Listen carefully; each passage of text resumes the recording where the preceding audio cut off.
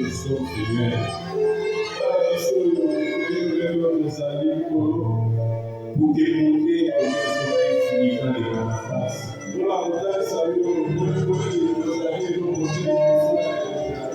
Et sachant que nous devons prier face à son regard.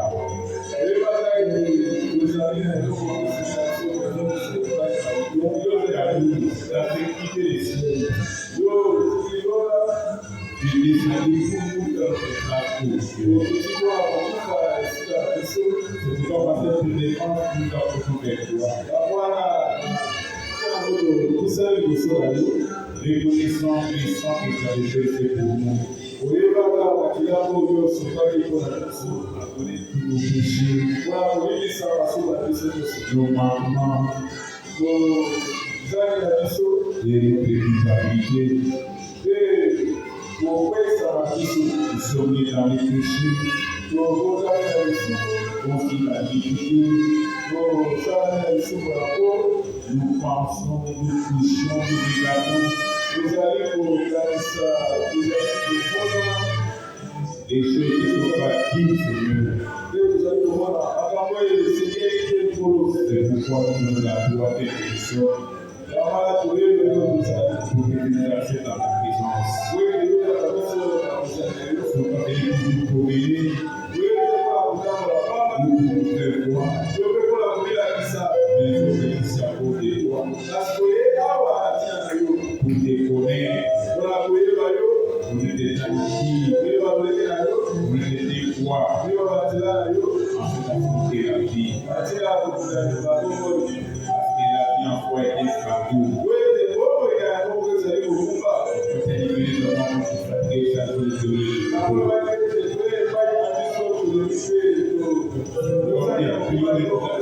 et prions ce matin de t'habiller par ta présence. Nous dans la main spirituelle. Le loin de ton Esprit Saint. Et nous parlons de ta parole. Sois avec nous, Seigneur. Et puis t'éternel avec nous. Pour ta sainte gloire. Au nom de Jésus-Christ, mon prière. Amen. Nous restons debout là pour les exécutions. Disons la jeunesse, le but de prier.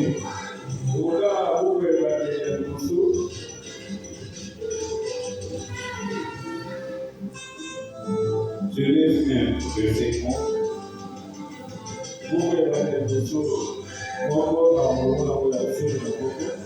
Puis Dieu dit que la terre produise de la verdure, et l'herbe portant de la semence, des arbres fruitiers donnant du fruit,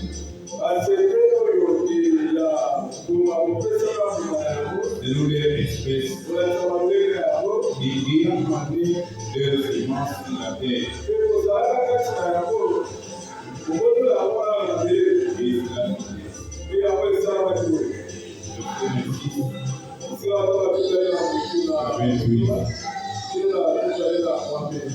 Puis Dieu dit, faisons à notre image, selon notre descendance, et vous dominiez les poissons de la mer, et les oiseaux du ciel, sur le bétail, et toute la terre, et sur tous les reptiles qui rampent sur la terre.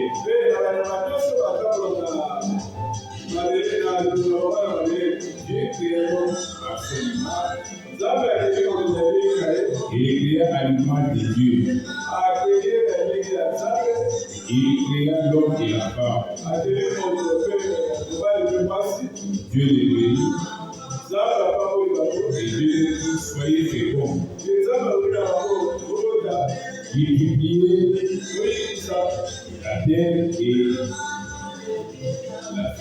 et la saisissez. Remplissez la la terre et la digesticée. Et dominer sur les poissons de la mer.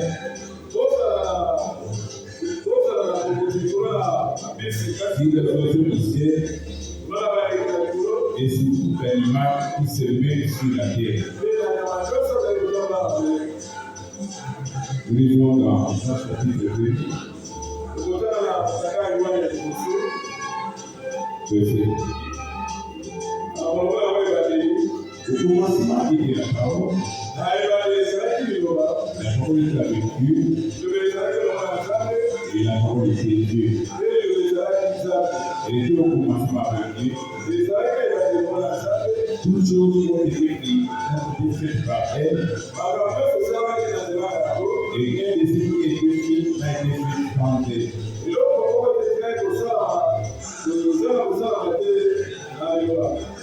C'était la lumière, était la vie.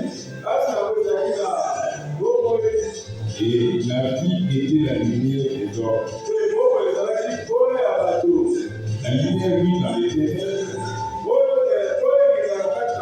Et les ténèbres ne l'ont point ici. Les choses naissent. Cette lumière était la véritable lumière qui, en venant dans les morts, éclairait tout d'or.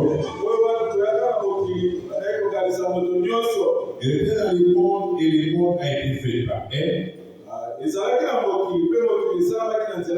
Et le monde n'a pas connu.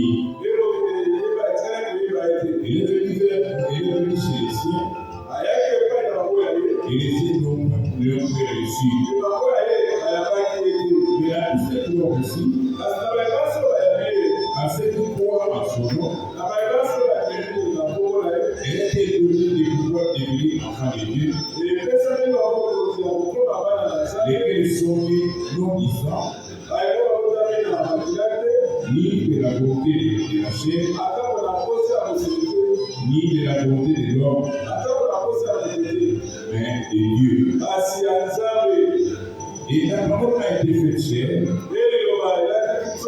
et elle a habité parmi nous, plein de grâce et de vérité.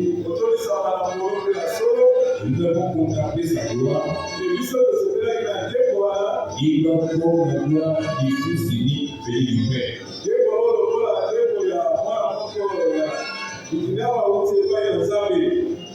Nous sommes dans Jean chapitre 16, verset 9. En ce qui concerne les péchés, parce qu'il ne croit pas en moi. Amen. Que le Seigneur nous donne de sa parole. Vous asseoir.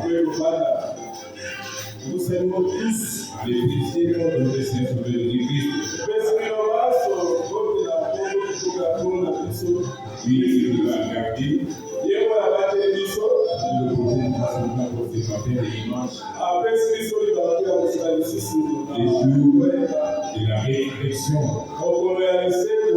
Parce que l'Église n'est pas reçue à mort. C'est le et la vie du Seigneur. Amen.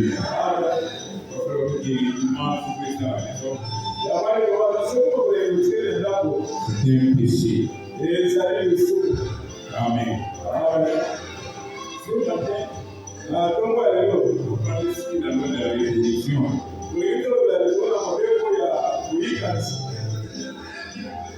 Donc, j'ai dit la formation. Pourquoi on va dire ce matin, j'ai parlé de la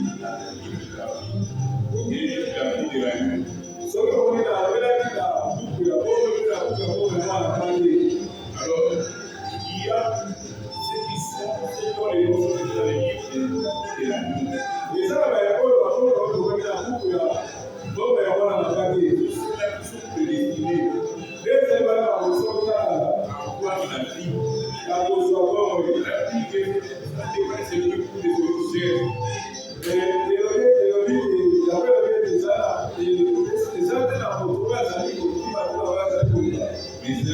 l'efficace. Pourquoi la grâce est une chose d'éveiller. Et nous sommes sauvés par la grâce au détriment de la foi. Je veux dire les choses ici, d'avoir les choses et le fait par l'église.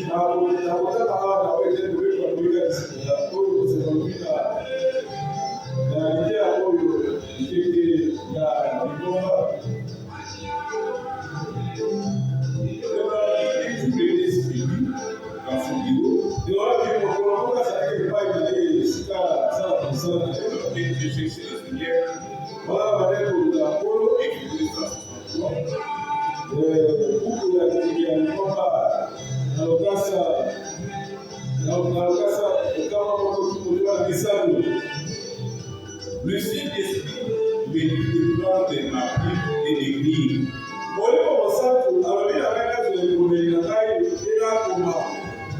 Comme je sais ici, ma Bible pour écrire, Saint-Esprit me donne un message pour l'Église.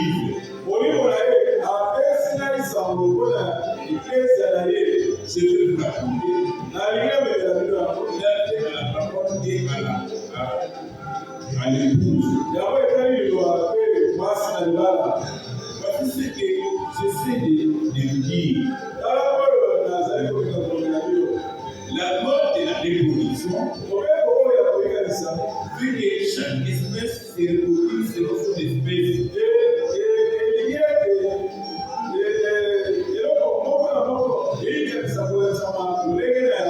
D'après Genèse 1:11, que la terre produise de la vermine, derrière le pourtant de la sémence, des arbres fruitiers donnant du fruit selon les espèces, et ayant les semences sur la terre. Et cela fut ainsi. La sorte de vie qui est dans la sémence et la famille dans une part qui se transmettre ensuite.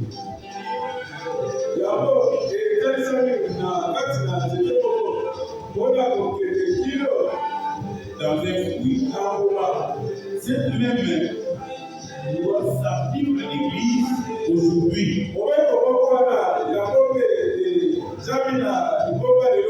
Amen.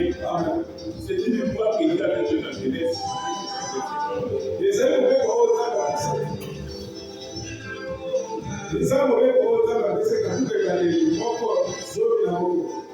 Pour que chaque sémence produise son espèce,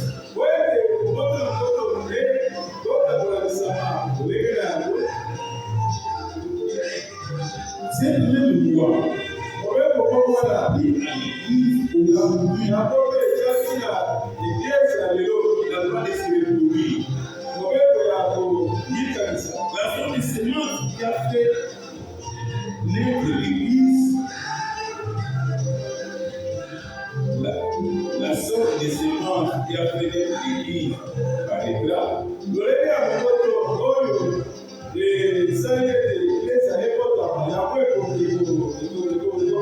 Et c'est semblable à la sémence originelle.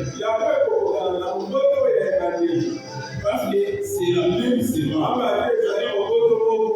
Dans cette église,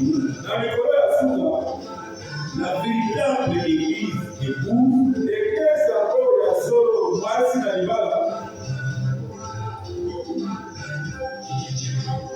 la sémence de Christ viendra à la pierre des fêtes. Et elle sera la super église. Une super race. Alors qu'elle s'approchera de lui. Nous sommes dédiés à la même famille ensemble. Le premier fils Adam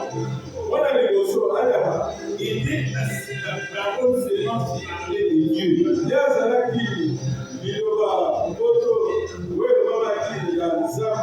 Il lui a été donné une épouse pour qu'il se reproduise.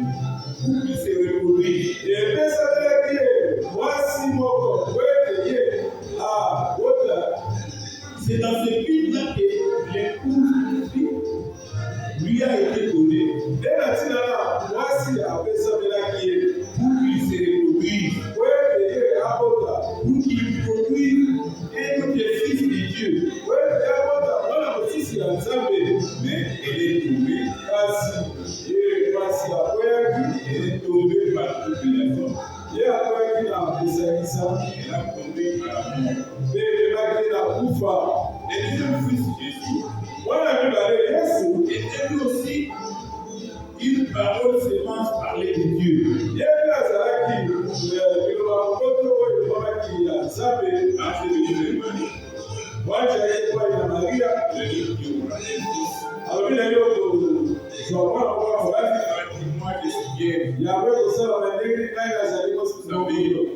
Vous serez couvert de l'ombre du Saint-Esprit. Et qui me soit fait selon ta volonté. Marie, Jésus. Jésus aussi était la parole sémence parlée de Dieu.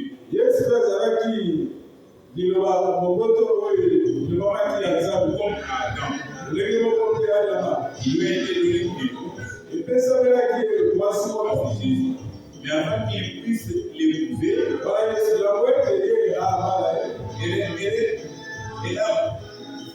elle aussi était tombée. Comme l'épouse d'Adam. Elle a été mise dans le père. Voici, elle croyait la parole de Dieu. Et vivait. Si elle tirait de la parole, elle mourait. Elle a douté. Elle a abandonné la parole. Elle est morte. Dieu, d'un petit groupe de la véritable semence de la parole, Dieu présentera à Christ une épouse bien-aimée.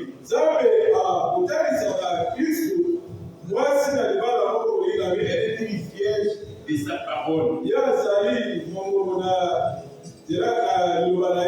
Les vierges, parce qu'elle ne connaît aucun cadeau ni aucun d'homme.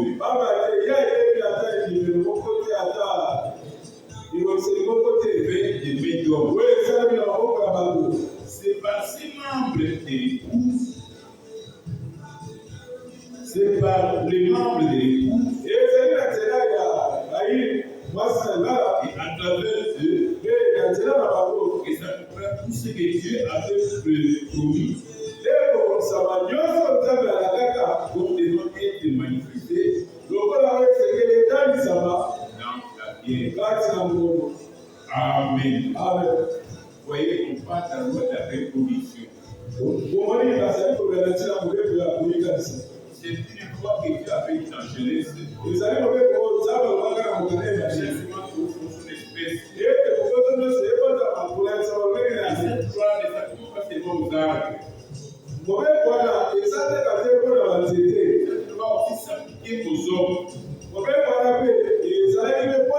Dieu voulait que Adam et Ève se reproduisent selon la parole de Dieu. Adam et Ève étaient une semence parlée de la parole parlée de Dieu. Alors il devait se reproduire selon leur espèce.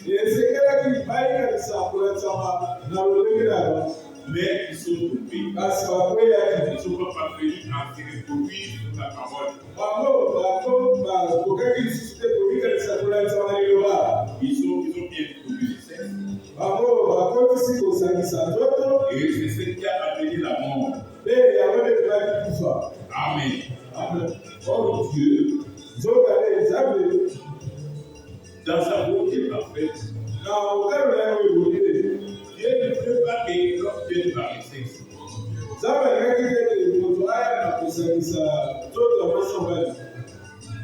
L'homme devait venir par la parole. Mais quand le péché est entré, il a abusé le plan de Dieu. Dans la prédication, il a dit les choses parce que c'est la parole.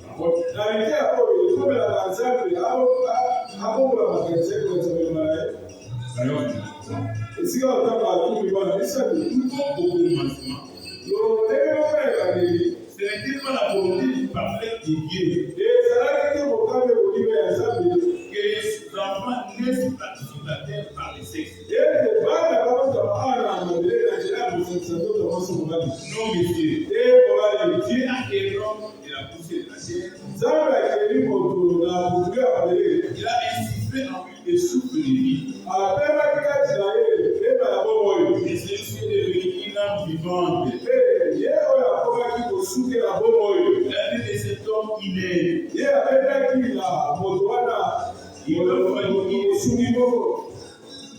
Il a fait du époux.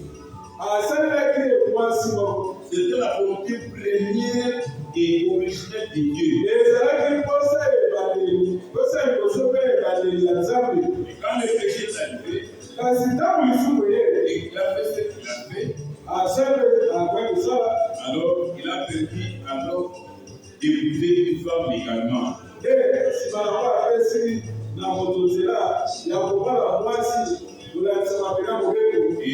d'avoir des enfants. Multiplier et remplir la terre. Alors, si c'est comme ça que vous voulez vous y prendre,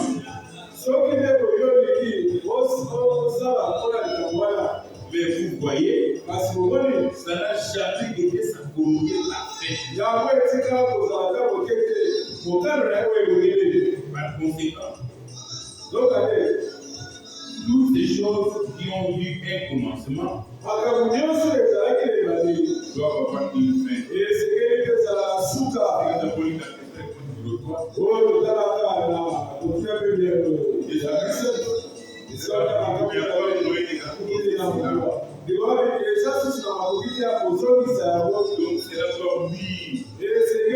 fin. Amen. Donc, la manière que les hommes sont dans le monde, c'est le moyen du péché. Comme la Bible dit que nous sommes dans le péché,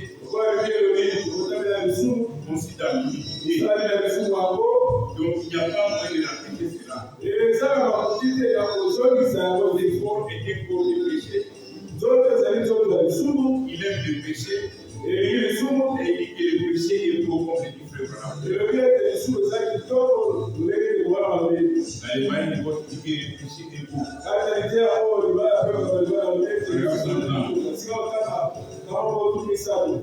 Tout péché doit aboutir à l'enrichissement.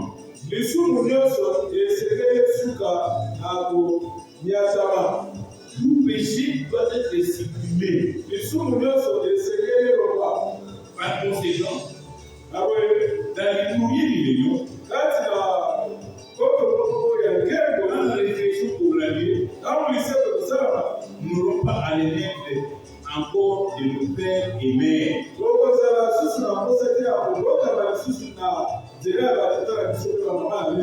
Mais comme il a fait au commencement, après alors de la toucher de la terre et son aide avec lui. C'est vrai.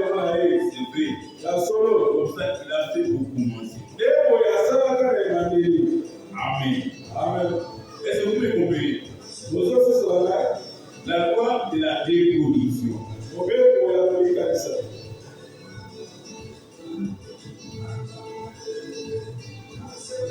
Le Lord dit ceci.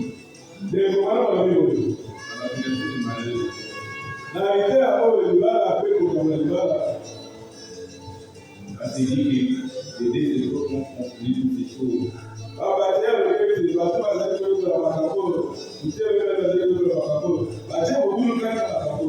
Maintenant, regardez les enfants.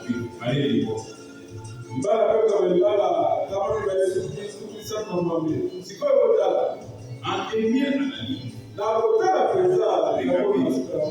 il y a un Jésus-Christ, pas vrai, un homme, Dieu, Emmanuel. Et croyez-vous? Amen. Mais sa femme a formé beaucoup de membres,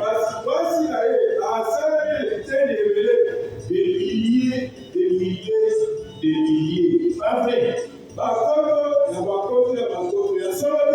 Sa femme, l'église. Vous comprenez maintenant?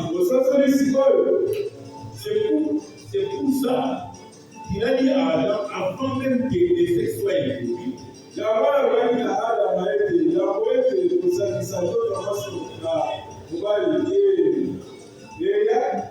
multiplier, remplacer la terre. Alors qu'il était encore au commencement. Amen. Parce que c'est là qu'il est au commencement. Ça sera aussi ainsi. Quand on dit à la fin, c'est quand on va utiliser d'accompli.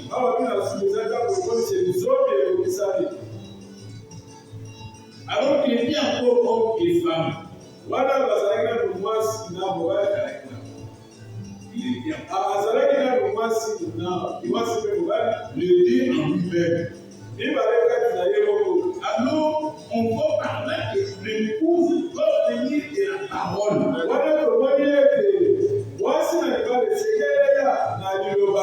Par multiplication. Par multiplication spirituelle.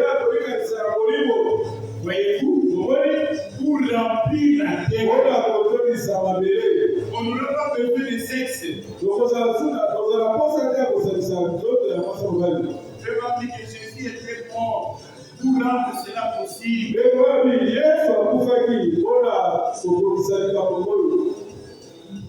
vérifier.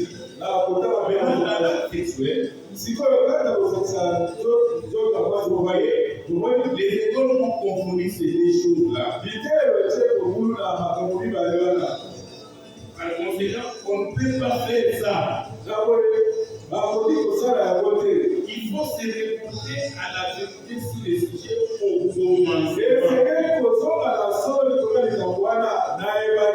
au commencement, il n'en était pas. Les prédicateurs ont pris ces choses pour commencer à parler de la polygamie. Ça, c'est une mauvaise théologie. Les gens ont été en erreur dans la théologie. Mais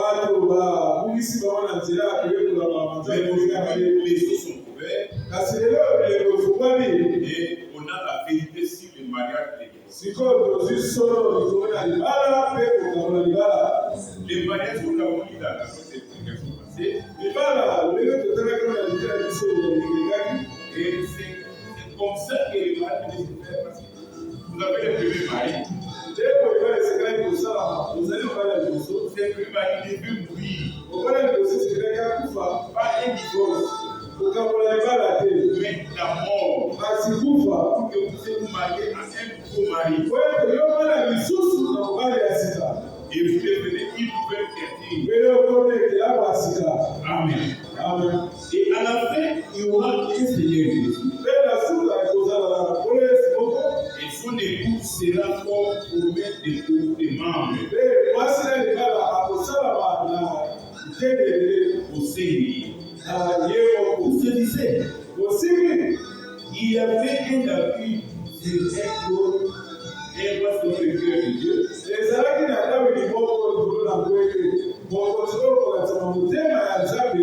Il y avait fait son frère. Jésus assis sur son trône. Alléluia. Dans les réunions,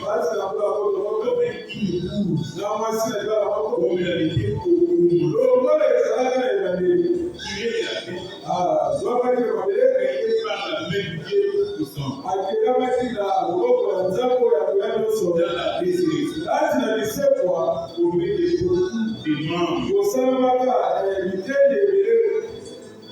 Voilà. Voilà. Efforcez-vous d'être cela. Basi, bosa wakati kuzaulika. Entrez en Christ. Uko ndani Kristo, Et alors, vous ne serez pas dans ces fruits. basi hapo vile mkoza kati na makamwana na bete. Cette fille, il y a là-bas. Makamwana milioni za kila. Maintenant que vous êtes seulement un membre de l'Église, Kasi nataka leo sasa kama ilikuwa et vous essayez par vous-même de mener qui corrompt. pe leo sasa ndio kwa la bomba ya malabu Qui est immoral, bomba ilikuwa ya kwa bila vous n'y arriverez jamais. katika bomba la wote. L'homme non plus ne peut pas arriver en dehors de Christ. Baada ya Kristo On peut l'écouter ici. Mais ils sont en Christ. Il n'y a pas ni homme ni femme. Il n'y a plus ni homme ni femme. Ils sont tous un.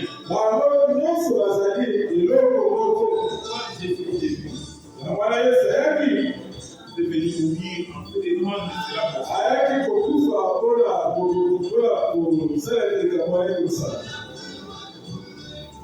Même et son livre.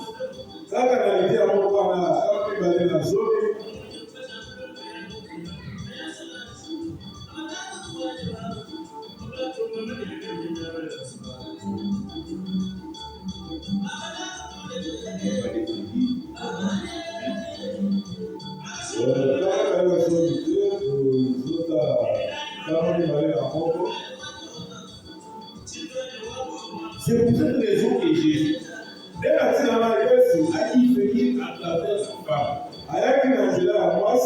pour ramener ça au commencement.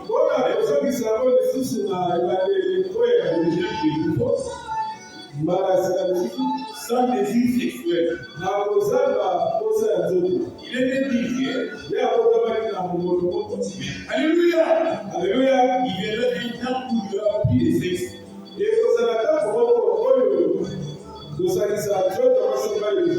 Mais où Dieu appellera ses enfants. Et la loi de la poussière, ils seront de nouveau comme à l'origine. Par l'après-midi, une femme, le pays a parcouru la Chine.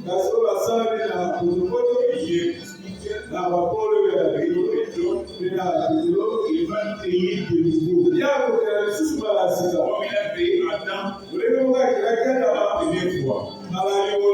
Jésus a bâti cela aussi. Quand Dieu s'est fait homme, et il est venu dans le monde, il a venu de cette femme pour pouvoir mourir. Maintenant, c'est le temps du Amen. Est-ce que vous comprenez? L'amour de Jésus. Que Jésus est venu pour ramener cela au commencement.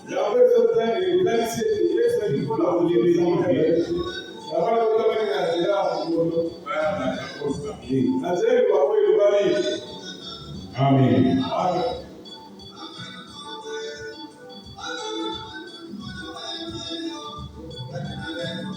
Dans les quatrième psaume de la même chose,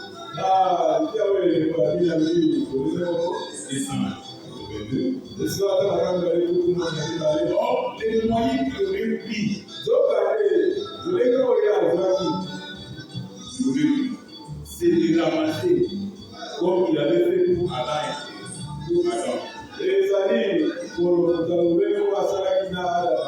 Un peu de dit voilà mon nom de fils. Vous voyez, ensuite il a donné la matrice encore et fils. Voilà un homme. Mais qu'est-ce qu'Ève a fait? Elle a corrompu ces moyens-là. Mais c'est elle qui a produit cela.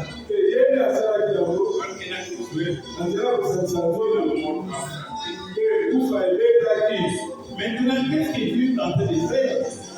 Il a un certain nombre de semences. Là, qui sont prédestinées. Il va très précise. Dans les qui sont prédestinés. Et alors, au temps de la fête, il est déjà au monde de notre enfant. Il va appeler et se répondre. C'est ça. C'est comme ça que ça va se passer. Allez, cela sera la fin.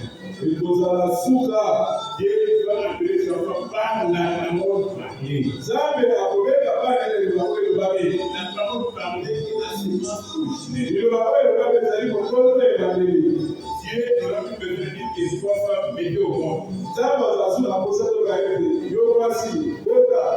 La Bible dit qu'il est venu vers le ciel. Mais c'est ciel non pas. À tous ceux qui ont réussi, il a le pouvoir de devenir l'enfant. Il va aller dans la volonté de l'homme. Il est la chair, mais ils sont nés selon la volonté de Dieu. Avec ici, comme il fait voilà. Nous avons vu avec le compte de différents.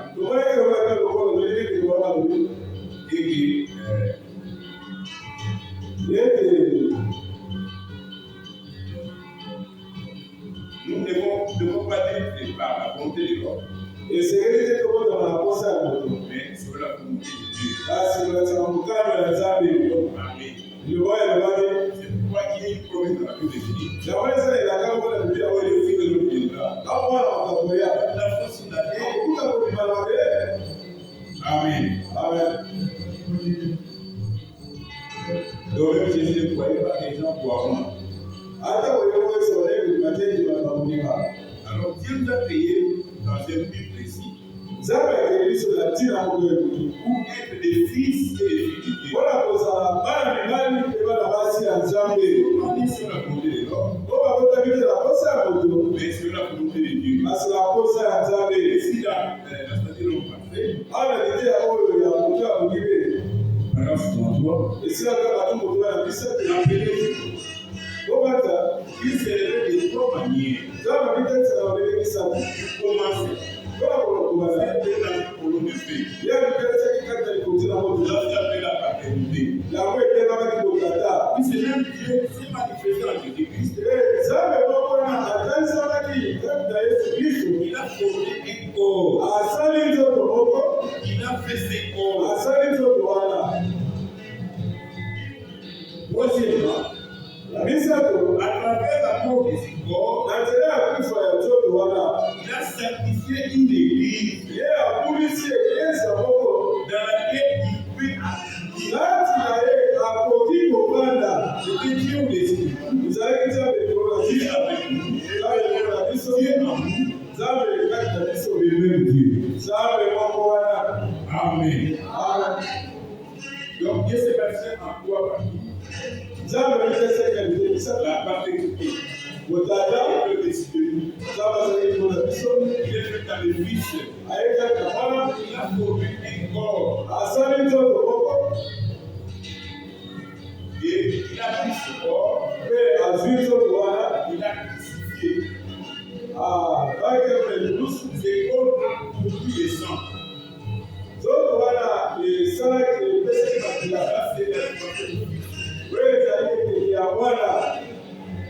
Après cela, au travers des sang du Fils, Dieu a sanctifié une église. L'église, c'est une personne. Afin que le même Dieu maintenant en nous. c'est à travers de la mort de ses fils, Dieu a pu sanctifier un corps. C'est ça le résultat du calvaire. Et Dieu maintenant est en nous pour lui donner la vie. Parce que la vie en soi est venue le troisième jour. Amen. C'est la raison pour laquelle cela a été appelé Père, Fils et Saint-Esprit. Par toi Dieu, en fonction d'elle-même Dieu. S'ils avaient seulement pensé à cela, ils ont aussi des disciples. Nous ne serons pas tous envoyés. L'islam, c'est juste. Vous avez soit pas Dieu. Les gens ne peuvent pas comprendre comment je ne pouvais parler. Mais alors que lui et le Père sont un.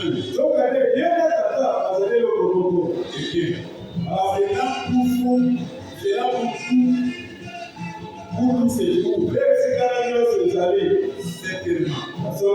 Cela se dévoile certainement.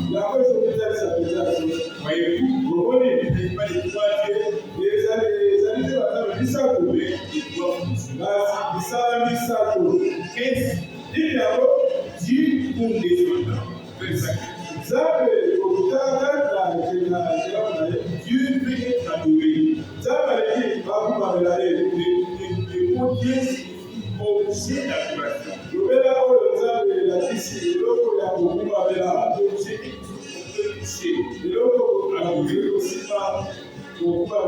C'est Dieu essayant de conditionner son peuple afin qu'il puisse obtenir ce pourquoi il les a créés. Il ne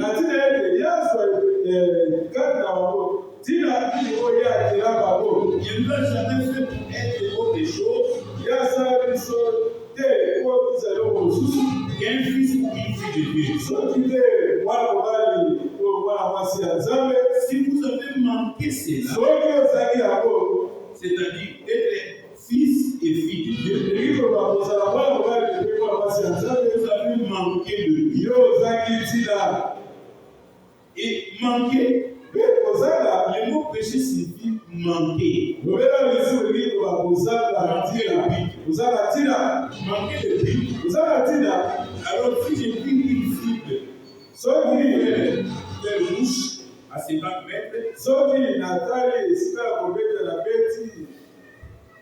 si je prends mon physique et que je tire, et que je manque le temps de dire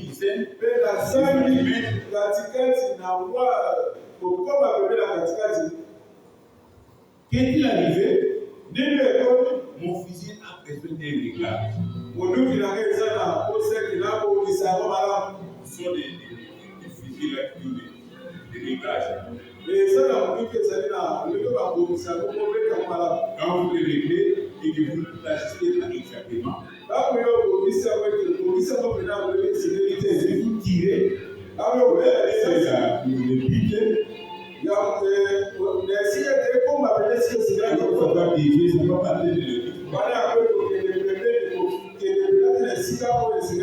Alors cela demandera un réglage. Il y a quelque chose qui ne va pas. S'il manque d'avoir foi en Dieu, s'il manque d'avoir foi, si je manque d'être chrétien, Dieu me place ici pour être un chrétien. Et si vous faites d'un côté, le vérité passer par un réglage. Et il y a une chose qui peut vous régler, c'est l'écriture. Laissez le tout dans l'écriture. Vous avez clairement sur la cible. c'est juste. Ya solo. Amen. Amen. Le but pour lequel Dieu vous a prié, Tina o zaga television. chaque homme qui est sur sa tête, Modernesa zana il mabia. soit président, Aza il kuzakoka. soit pasteur, Aza kubate il swa. soit diable, Aza na il diabo. soit qui que ce soit. Aza na toki. Le but, c'est d'être un fils. Zile zali kozala mwana mobali mpe mwana mwasi ya Nzambe. Manquer, Soki ozali yango, vous allez manquer. ozali ntina. Alors vous devez manquer de vite. Ozali ntina, C'est ce que vous devez faire. yeba ete yokokende biselo. Vraiment, il y aura des déceptions au temps de la fin. Ndeko na bibi ekozala bato mpena kozala mpena oyo kwesengela ata masuka. Ce ne seront pas des banquiers, Ndeko na bibi ekozala te bato basala makambo mabe. les voleurs, les assassins, Bato bamaka bato. et les sauts déjà, c'est déjà serré. Bango mbala na bango etumbu na bango esekatani. Mais les gens qui viennent de l'église, Kasi bato bazali koya na eklezia. les gens qui vont à l'église, Bato bazokende na eklezia. ne sachant même pas que le but pour lequel il est sur la terre, Oyebaka te ntina oyo yazali na mabele. alors il va manquer le but Wana ya kozanga ntina et il sera séparé. mpe akokamwa. C'est pourquoi la Bible dit, Yango Biblia elobi en ce jour-là, beaucoup viendront na mokolo wana ebele bakoya et ils viendront. akolobaka ngai. N'est-ce pas que c'est Asalaki kotela kombo na yo, n'est-ce pas qu'il y a la parole? abisaki kotela kombo na yo. Vraiment qu'ils feront les œuvres avec le vrai Saint-Esprit, Ndeko na bibi bakosala misala na molimo mosaki ya solo les miracles likamiseli avec le vrai Saint-Esprit. na molimo mosaki ya solo. Mais à la fin, Kasi suka na yango nous ferons des bakomona ete Nzambe mpena parce amoni qu'ils bakopama n'ont pas lu la parole. amba te bayoki liloba te. Bango bazalaki ntina ya kokoma mwana mobali mpe mwana mwasi ya Nzambe. Devenir un fils de Dieu, Mpona kokoma mwana ya Nzambe to il y a Kristo, une époque qui a tracé, ezaka na nzela moko Nzambe atie. c'est la nouvelle naissance. Ezali mbotama ya sika. Vous devez Esengeli obligatoirement esengeli mpena être kobotama mbala ya donc, sika. quand vous naissez de nouveau, Na kobotama ya sika. alors en ce moment-là, vous devenez un fils de Dieu. Nde na kama lokomi mwana ya Ce Nzambe. n'est pas l'appartenance à une église qui fait de vous un fils de Dieu. Ezali te kozala moko elingo mene ezali kosala yo mwana ya Nzambe. De l'eau et de l'esprit. Yo kotami na mai mpe bolingo. L'eau, c'est la parole. Mai ezali liloba. Vous êtes par la parole. Yo kotami na nzela liloba. On dit qu'au commencement était la parole. Babetela ezalaki liloba. Et la parole est avec Dieu. Ebelo ezalaki lokola Nzambe. Et la parole est de Dieu. Ebelo ezalaki Nzambe. Et la parole a été faite Ye liloba ezalaki nzoto. selon Malachie 4. Olanzama malaki ya bile. Amen. Amen. Ne pas voir cela, Kozala koleka yango. jamais un chrétien. Yo kotikala kokoma mokristo te. C'est pour la bien de l'église pour laquelle Ezali l'Afrique africaine. ezali mpona kokoma na ntina oyo Nzambe amayaka likomala. Prends ta Bible, écris So ekomelela yo koma. la loi de la reproduction. Mobeko ya kolikanisa. Chaque semence devait se reproduire selon son espèce. Moboto na bote esilaki eyikanisa kolanza mobeko Mais na cette yango. loi ne s'appliquait pas seulement aux arbres ou aux herbes. Mpe mobeko wana ezalaki kaka te mpona banzete mpe matiti.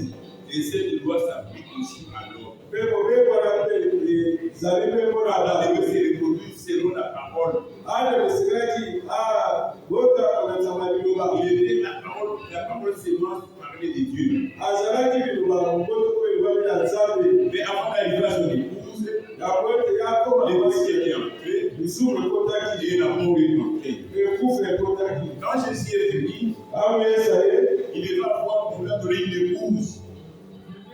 bapesaki mwasi na Mais aussi, c'était la parole seulement parlait de Dieu. yepesaki liloba moboto elobami na Nzambe. Mais avant qu'il puisse parvenir à toucher l'épouse, Yango ete ye akoka kosimba mwasi, cette épouse est organisée. mwasi na akweyaki na mise. Maintenant, Sikoyo au temps de la fin, na ntango na suka, c'est dans ce temps ici, na ntango oyo on doit produire de véritables fils et filles de Dieu. esekeli nasala bana mibali mpona na basi Parce que Jésus était mort baba ete Yesu afin de rendre cela possible. natina ete likambo wana ekokisa C'est pourquoi il a été promis que le Fils de l'homme viendra. Sodome admira pareillement. Les gens mangeaient, vivaient, et avaient l'homosexualité. La coupe était pleine. Dieu a dit non, c'est ça que je vais dire moi-même. Dieu descendit, accompagné des anges, Michael et Gabriel. Ils sont allés chez Abraham. Abraham est le type de la sémence d'Abraham, qui sont des élus.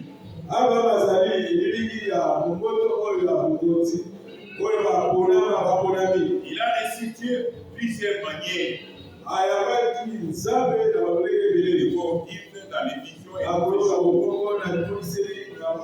mais la septième fois, Dieu est venu chez Abraham. Il est passé chez le cœur de Sarah. Abraham l'appela Elohim. Abraham dit, il puisse de sa propre parole.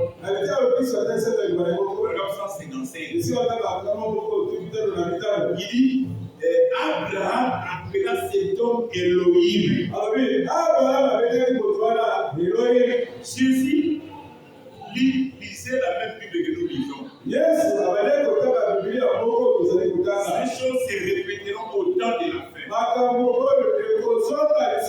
Dieu viendra sous forme humaine. Et c'est dit comme Abraham, ils diront Elohim. Cet homme c'est Elohim. Amen. C'est lui qui est venu aider la vie. Ne pas croire cela. C'est manquer le but. J'ai lisé dans Jean 16, verset 9. Les péchés, c'est parce que vous ne croyez pas ça. Vous devez habiter Jésus était Dieu. Il y a la même explication là par rapport à ça, c'est ma sœur. Il dit, Abraham est Elohim. Et Jésus était Dieu. Mais pas les quoi, c'est manquer le but. Oh, la promesse est encore faite pour ces derniers jours. Si on a voulu dans exposé. Parce que si vous savez cela, vous allez manquer le but.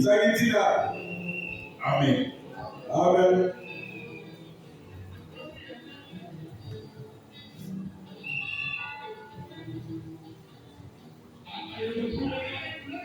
Le péché, c'est l'incrédulité.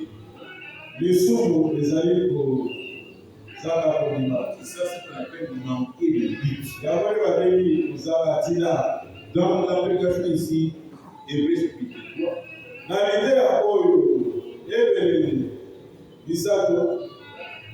180. Il dit, maintenant il dit, il n'entraîne pas à cause de leur incrédulité.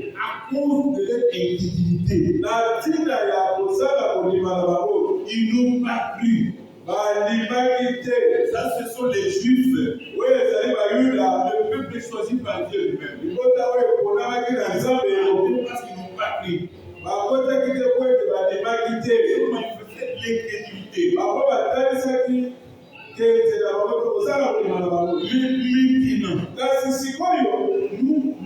Nous entrons dans une dispensation. Et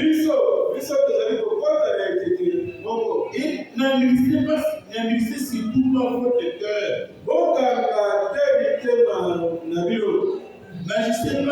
N'agissez surtout pas comme ils l'ont fait au jour de la récolte.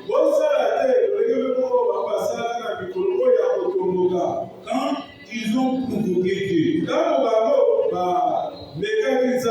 comment l'ont-ils fait? En menant une vie immorale. Là, on ne peut pas les reprocher les juifs.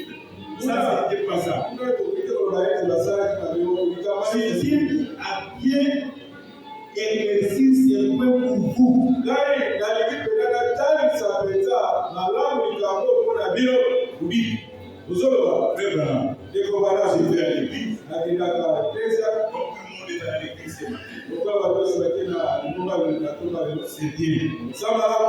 Je n'ai jamais menti de ma vie. Natika kokosa kila mambo leo. C'est bien. Uzama. Et les gens sont corrects. Uzama bana seko.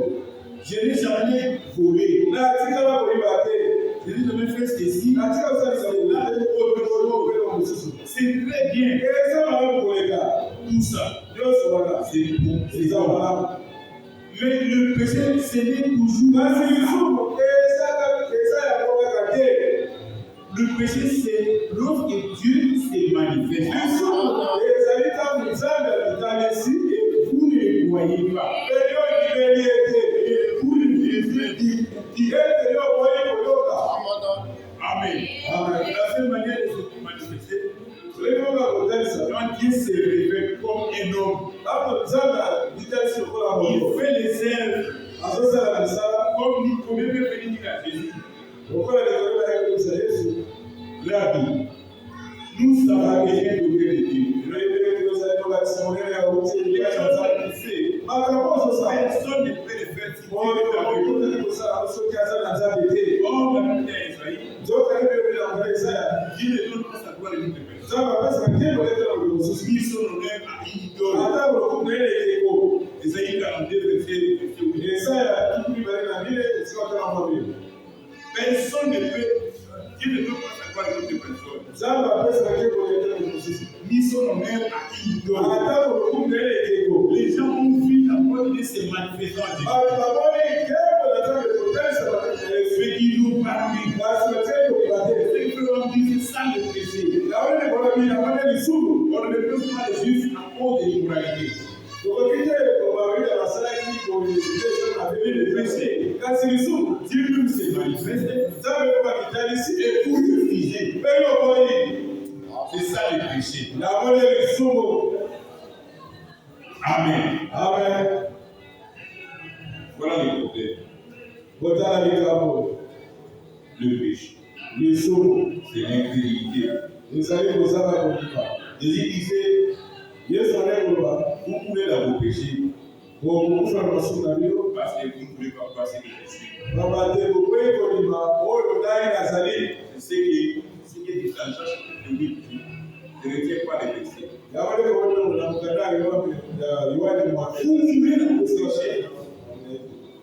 péchés parce que vous ne pouvez pas voir ce que je suis. Amen. Mais c'est qu'il était venu vers le ciel. Il a poussé au récit. Il a donné le pouvoir de Dieu.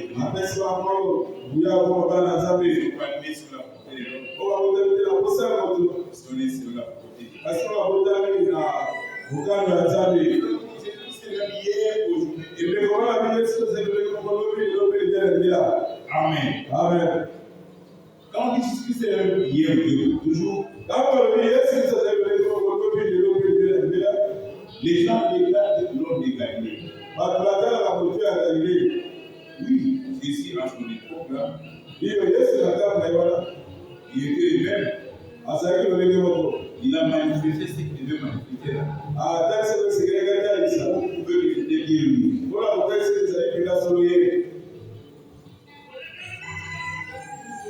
Donc, qui ne faut qu'est-ce? Ça, c'est ma mère. Vous devez comprendre le temps pas de Jésus, c'est le mieux possible. Ça, c'est ma mère. Ils disent, qui est celui-ci? Là, c'était Jésus. Lors de la fête de l'amour, il venait sur un petit arbre. Il se pose la question, qui est celui-ci? Il demandait qui est celui-ci. Or, c'était censé faire comprendre aux gens, celui-ci, c'est le Christ, le Fils de Dieu vivant.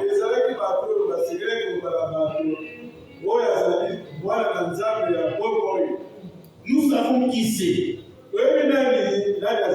C'est Jésus-Christ. C'est même hier, aujourd'hui et demain. figure la colonne de feu. Amen. Donc, c'est même hier toujours. Il s'agit de la colonne de feu. Aucune chaîne ne peut se valoriser devant le surnaturel.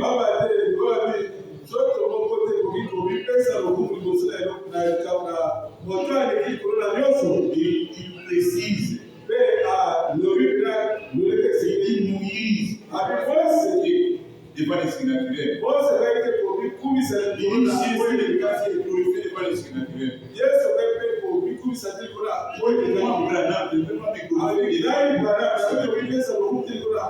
a tout vu du surnaturel. Et il prend l'écriture Jean 5, verset 19. Le Fils ne fait rien. C'est le Roi qui fait le Père. Amen. Donc, on dit c'est le mieux. Il s'agit de la colonne de Dieu. Mais frère, Dieu s'est toujours ouvert.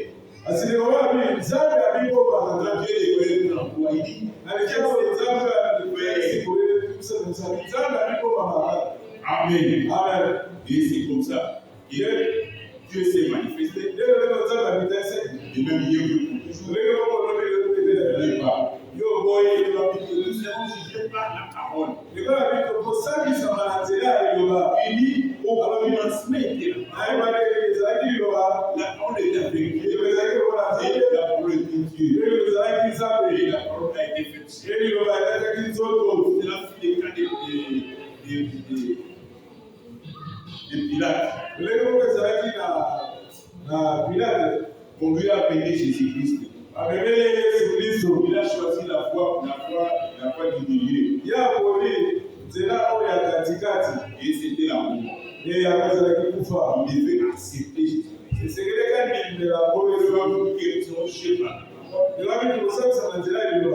Jésus s'est même lié pour lui. Les mêmes Jésus devait se manifester au temps de la fin. Nous ne prêchons pas un Jésus à 2000 ans. Celui qui était dans la tombe. Nous parlons d'un Jésus vivant.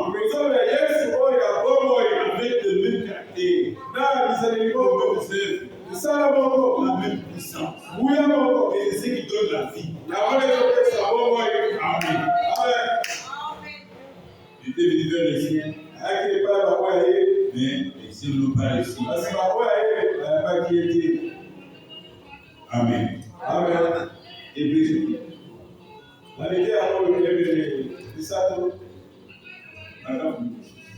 Et celui-là, Dieu soit béni. Oh, il est ici. Dieu est ici. Et il fait la même chose que ce qu'il avait fait dans le passé. Et il fait. Nous voyons l'écriture concordée avec l'écriture. Dieu ne s'est jamais représenté sous une forme grandiose sur la terre.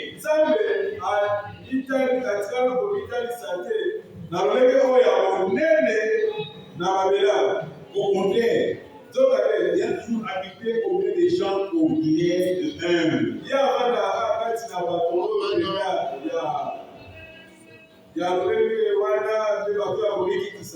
Et les voici ses mains.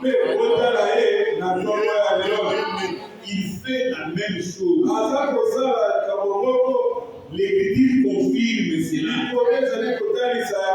L'appareil photo confirme cela. Oh, ça! Donc, la pour laquelle je me réfère à cette photo, je suis dessus. Moi, je suis qu'un pécheur sauvé par la grâce. Comme vous. Mais ce que j'essaie de dire, c'est que c'est sa présence qui est avec nous. C'est ça l'essentiel.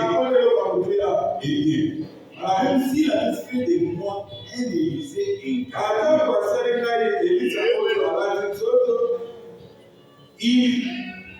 si vous n'avez pas la foi pour les voir, vous n'arriverez jamais aucun bienfait. Amen. Amen. C'est pas si vous lisez dans les choses. Quelque part, nous n'avons pas de Malachika.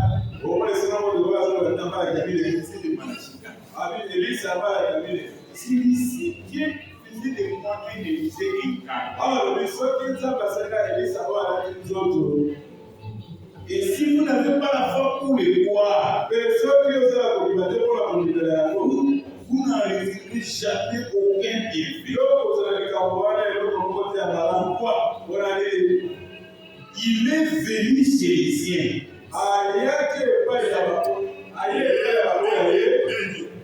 est venu chez les siens. Les siens de l'autre Messie. Amen. Amen. Il est venu dans les siens. Bien, tous ceux qui l'ont reçu, ils ne sont pas nés sur la beauté. Il est venu chez les siens. Il est venu chez les siens. Les siens de l'autre Messie. Amen. C'est pour cette raison, ici, dans la vie d'aujourd'hui,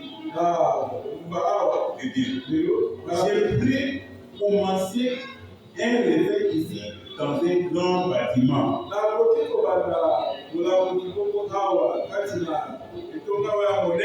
Ou quelque chose comme ça, on ne peut jamais amener beaucoup de gens à y croire.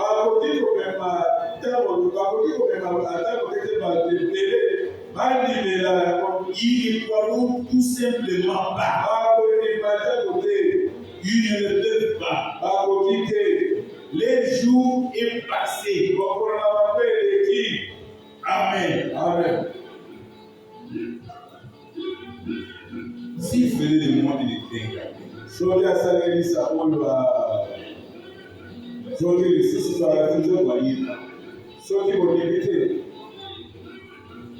Élisée était le type de l'épouse. Élie était le type de Christ. Quand Jésus est venu, il fait une plus grande sœur que ce que moi j'ai fait. Qui lui fait une plus grande sœur que Dieu lui-même.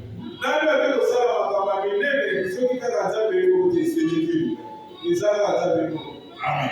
Amen. C'est l'élevé du soleil.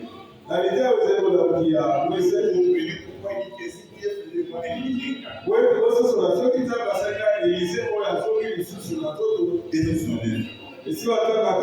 alors là, cet homme a pris ses mains. Un type de l'église. Il a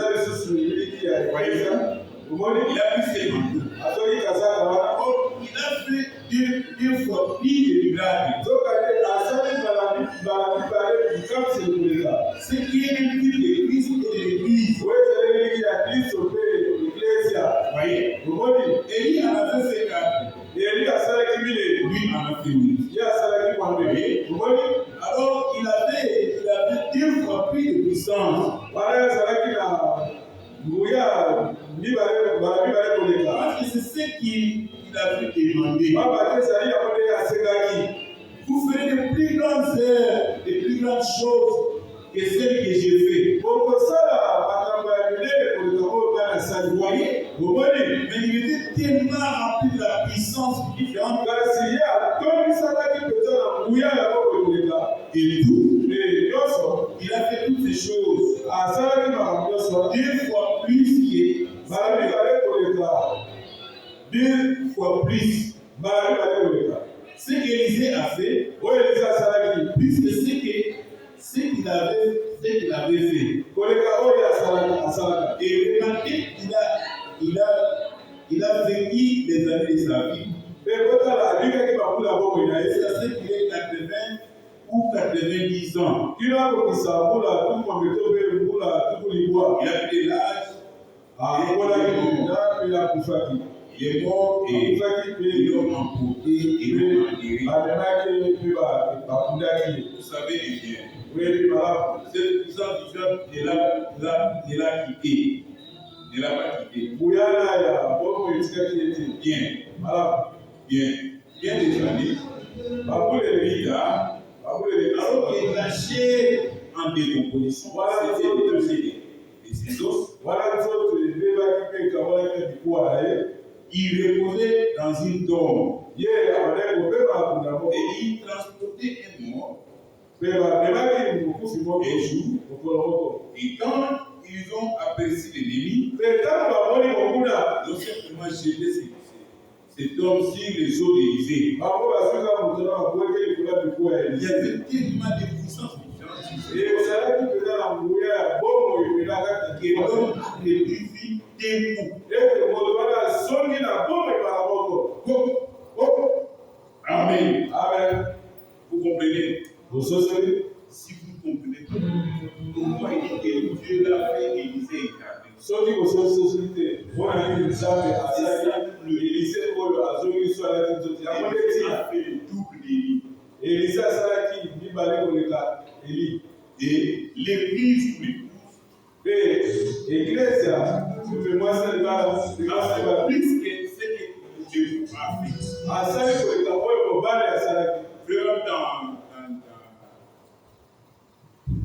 Dans les dons appropriés, il a dit que Jésus, cette base de l'eau, il a changé de l'eau en fait. Et cette base de pain, il a dit couper le pain. Je ne sais pas combien de mots il a récité. La définition que c'est pas de bon.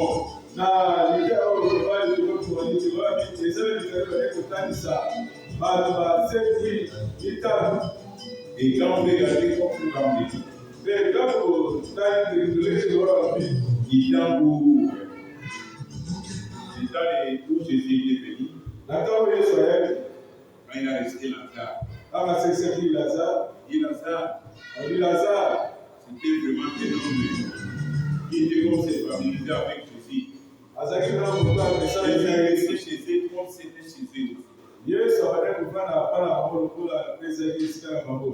Alors, je vais appliquer Jean 5, 9.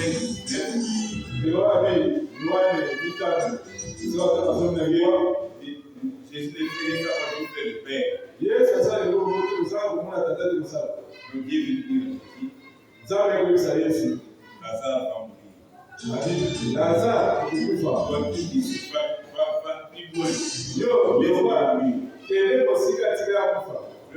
si Jésus quitte votre maison, c'est là où les amis arrivent. Alors, Lazare, son ami est tombé malade. Quand il est tombé malade, alors Jésus était malade. Faites compte qu'on a envoyé pour aller chercher. Il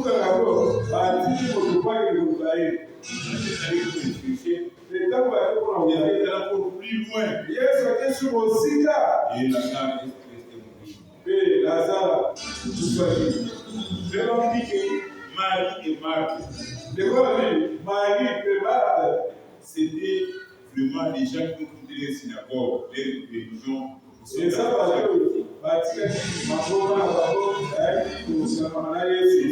l'église sont venus pour essayer de les consoler, pour les faire voir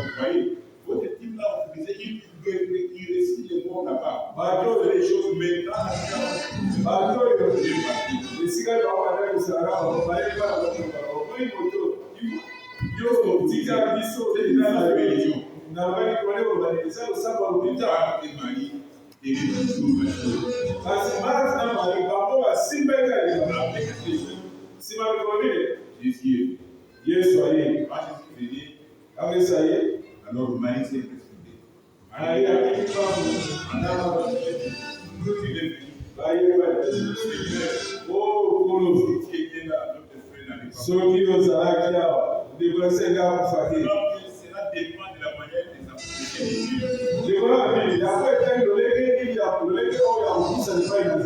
Il s'est approché de lui dans l'immédiat. Il l'a humilié. Donc c'est dans les cas des autres. Alors il a montré dans sa position.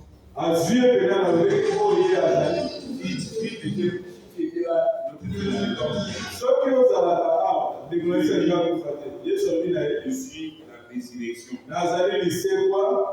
C'est lui, oui. Ouvre la vérité.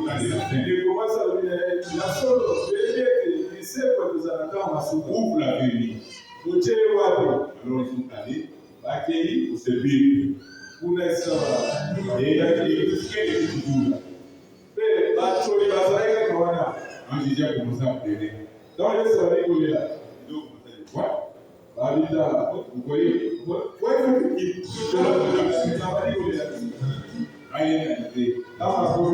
quatrième jour, c'est la production d'un corps.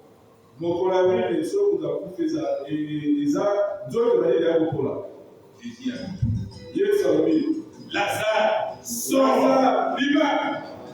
Et Lazare est sorti. Lazare a dit d'abord, le il a touché. Il a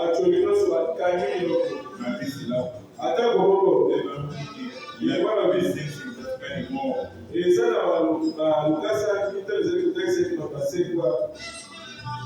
alors, c'est tout que Élie vient de diser de faire la première portion.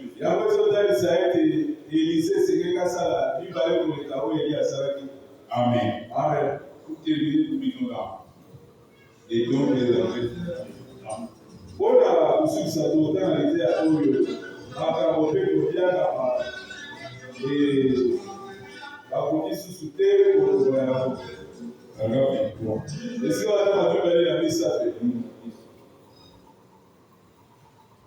Il m'a dit, si jamais les gens avec moi, cela semble étrange pour moi, de devoir dire,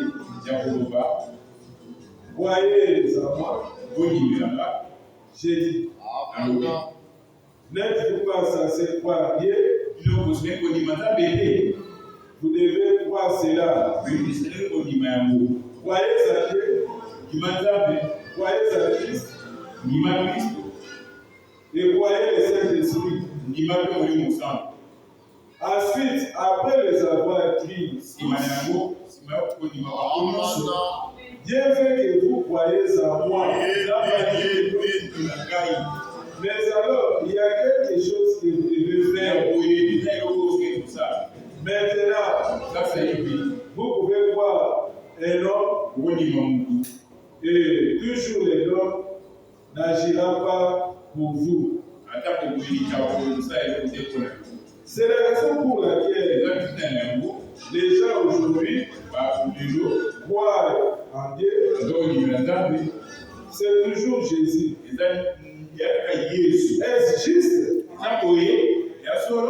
Il a dit, croyez à Dieu, croyez aussi à moi. A-t-il dit cela? Comme vous avez la foi en Dieu, croyez en moi.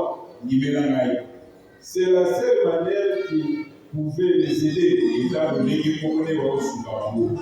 Parce qu'ils croient. Maintenant, je veux que vous croyez en moi en tant que l'un d'entre eux. Mais je veux que vous croyez que le jour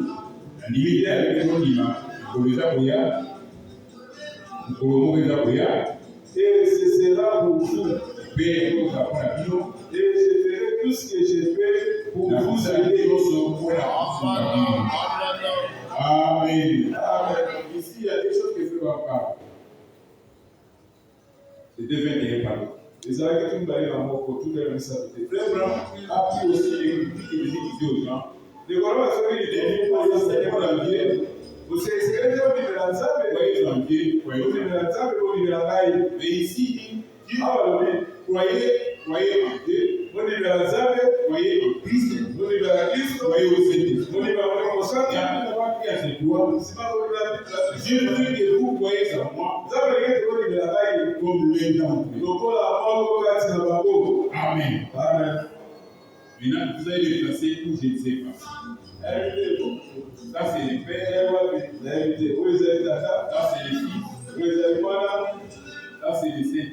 vous êtes le santo. Vraiment, les moments de croire en Dieu, le Père, Nous avons vivre la tata, de croire au Fils vous vivez la mort, et de croire au Saint-Esprit. vous vivez le santo. Après avoir pris à ces trois, Si vous vivez la misère, Dieu veut que vous croyez en moi. vous avez regardé vous vivez la mort, quand il n'a pas beau. Amen. Amen. Les délibéréciens, Ake pa ba wa les Yesu, Seigneurs Paris. ba wa ye ba ba kiete. Mais à tous ceux qui l'ont réussi, Basa ba ba so ba il a bi. donné le pouvoir de venir. Apesi ba ko ya ko ba na zabe. O ba bota ke na posa ya moto. Selon la volonté de Dieu. Kasi ba bota me na posa ya zabe. Maintenant, on dit c'est la possible. Yesu ba okisaki yango. Parce que la parole parlée est la semence originelle. Aba ke bi ba ko ye ba pesa ni. Obo be ba ni. Amen. Amen. Alors, vous devez naître de nouveau. Esengeli kubota mabala ya sika. Comme je l'ai dit, Élie, Lokola atake ko ye ba. Dieu a dit fait de l'âme. Zaba ke na bara. Et c'est au temps de la fin Ezali na ntango na suka. que l'époux sera manifesté Ete mwasi alibala kotalisama. et démontré. Obikosa te. Vraiment, il y aura un petit nombre d'exemples. Ebapesa kaka mwa eteni ya bato moke bakotisama. Un petit nombre Mwa eteni ya bato moke. qui se donne la peine de croire, Oyo bazali kobipesa na kondima de vivre, ya kobika de considérer la parole, ya kotala mpe liloba de considérer chaque chose, kotala likambo nyonso chaque chose qui est recommandée par les prophètes. likambo nyonso oyo mosango na pesa etiki ya Ça, vous avez wana yo kokoma fait illustré. kasi yo soki ozali moto ya eza kidima Judas Iscariote, na mosu oza lokola jida son nom fut effacé. kombo na ye balokolaki yango Alors, il faut faire des efforts. esike Les gens ne kozala sont pas effacés. kombo na balokola yango Si vous croyez, soki oyibi comme Dieu a dit à Frère Branham, lokola nzambe akaki na kobala tous ceux qui t'ont aimé bayeba so balimaki yo et tous ceux qui tu as aimé, mpe bayeba so yo olingi c'était les deux. apesi bango awa Amen. amen Et le Frère Branham, olingani il faut kobala faire ce qu'il a dit. ezali kosala oyo alobi Amen. amen Que Dieu vous bénisse. tukati kulamaa bino